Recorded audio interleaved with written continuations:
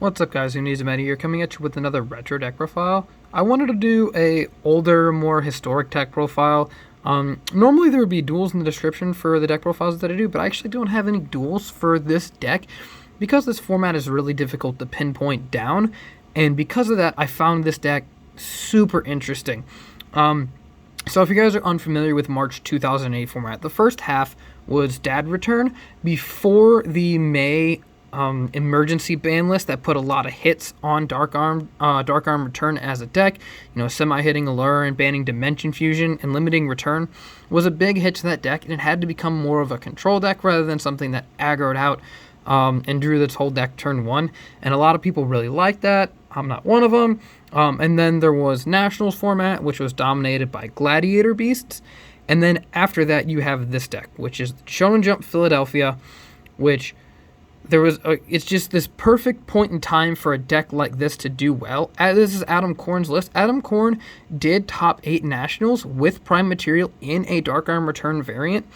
But I really wanted to look at this deck because of something that had happened just days prior to this jump event happening, which was the re-ruling of Royal Oppression. Before this event, Royal Oppression had to be face up in order to stop an effect, or to summon a sense. So if you were to summon Dark Arm Dragon, you would essentially have to flip Royal Oppression in the standby phase and have it face up beforehand so your opponent knew. You could not chain the Royal Oppression to that summon. And after this event, now you could. So this is something that I really wanted to look at, and why Prime Material Dragon was good, what the meta was, and how this deck kind of responded to that, and why this deck was such a great meta call. So I think the important thing here before we look at the list is to look at two decks that you would see other than the more controller, slower Dark Arm Returns, and that's Lightsworns and Gladiator Beasts. I've chosen two really specific cards to represent those decks because both of these cards were not legal. They were not out yet. Duelist Genesis was not out. We obviously didn't have any Synchro Monsters. This was right before we would get Duelist Genesis in September, and we would have the Synchro mechanic added. So neither of these cards were in the format. It's important to know that.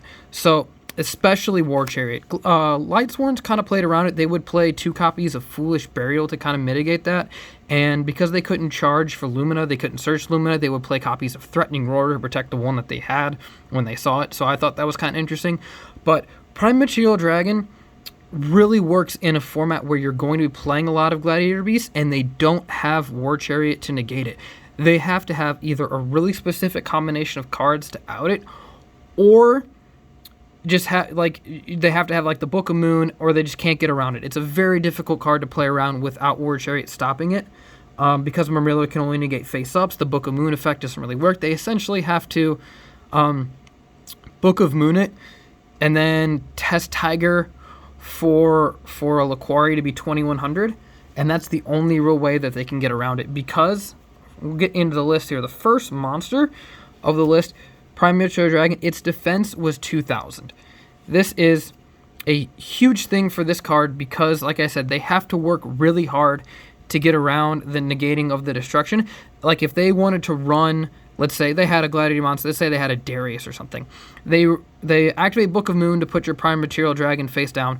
They run Darius into it, and now Prime Material is face up. They can't Murmillo to get rid of the Prime Material Dragon. Geyserius, again, has an issue with it because they have to destroy back row and run into it because it's the same attack. They don't want to tie with it. That's a waste of a Geyserius. It's just really interesting for them to work either really hard to get Herc, or it's just a really good card to play around. So I just thought Prime Material Dragon was so interesting, and of course it also has the added effect of being good against the Rogue Burn matchup because of its first effect. So Prime Material Dragon, super interesting card. The next, we have a pretty interesting Monarch lineup. We have 2 Caius, 2 Thestalos, and 1 Raiza.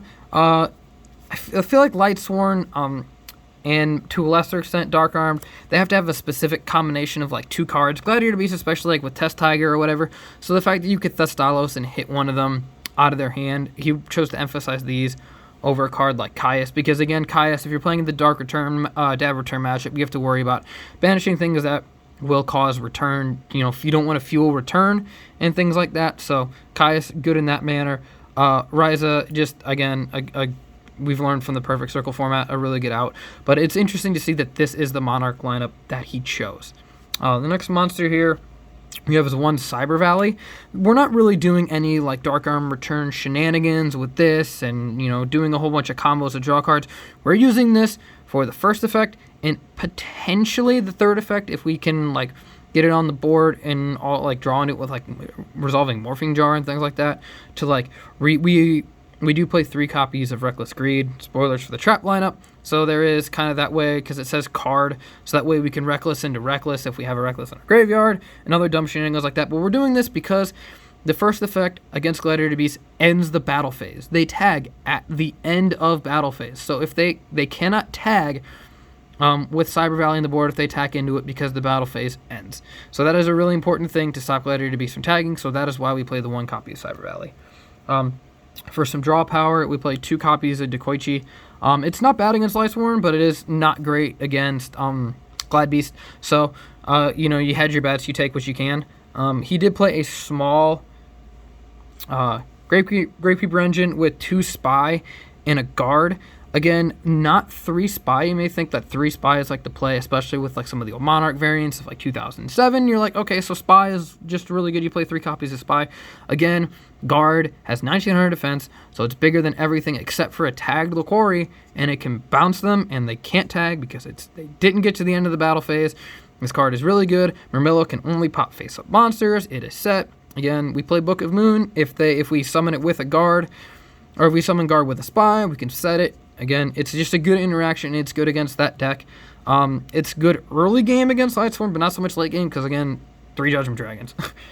And also this is a crush card target because we have more crush card targets. 1 Spear Reaper. I'm not a fan of this card. It's at list is at 41. I'd probably cut this card. But I mean, you can pick cards out of their hand again, simplifying the game state. The simplified the game state, the more so it is, the better this deck does. 1 Night Assailant. Again, it's a crush card target. If we can get Spies and Guards back if we discard this with any of our effects, like with like Morphing Jar or anything like that, and then we can reuse Guards and things like that. So that's not bad, but it also has a crush card target, and again, it destroys monster when it's attacked. Can't be hit by Murmillo, things like that. 1 Sangan, just a generic searcher. And then this card, I think, is absolutely hilarious, and then the more I look at it, the better it gets. 2 Mask of Darkness. Not only can we use this card to add back a copy of Oppression that had been hit, but we can also use it to add back Crush card, and it's a Crush card target. So, like this card, if they attack into it, it's good. If they don't attack into it, and you can flip it, it is insane. Because if you flip this card after you've resolved the Crush card and the game is still going, you can add back Crush card, set it, and then this is immediately a Crush card target. It is nuts. The fact that you can use this card to, if you activate Reckless, you can flip this card, add the Reckless again, you can flip the Reckless again, and your Reckless counter obviously resets if you haven't gotten that far. But the fact that you can use this to make sure you resolve multiple Reckless Greeds is really cool. And then the last monster is the aforementioned Morphing Jar. You'll notice that there's not a lot of like good tribute fodder in the deck. The spell lineup does mitigate that a little bit, but we do have issues with sometimes breaking extra Monarchs. I mean, it's a problem that Monarchs have always had. Frog variants, everything, where you just draw your tribute monsters and no monsters to tribute. It happens. This is kind of a way to get around that. So then we'll move on to the spell lineup here. Like I said, in order to mitigate that, we do play 2 copies of Soul Exchange as well as 1 copy of Brain Control. Brain Control was limited, but we do play the 2 Soul Exchanges to make sure that we can, tribute our monsters. If your opponent leaves up a Guy's Iris rather than tagging, it's Soul Exchanges, and Brain Control are obviously even better because you're getting 1 for 1 there, and you're not losing up to 2 monsters. 2 copies of Allure of Darkness. This was one of the hits on the list. We can't play 3. We have to play 2, so we only play 2 copies. 2 Book of Moon. And again, this is just a good staple. It's a staple card. You need chainable cards in this format. Your background needs to be chainable because of Bestiary and Geysiris. There are multiple Besties in the format. Bestie's not at 1, so that is really important. And then the last spell is 1 MST. You'll notice he does not play Premature, Monsterborn, or Heavy Storm, despite the fact that all of those cards are at 1.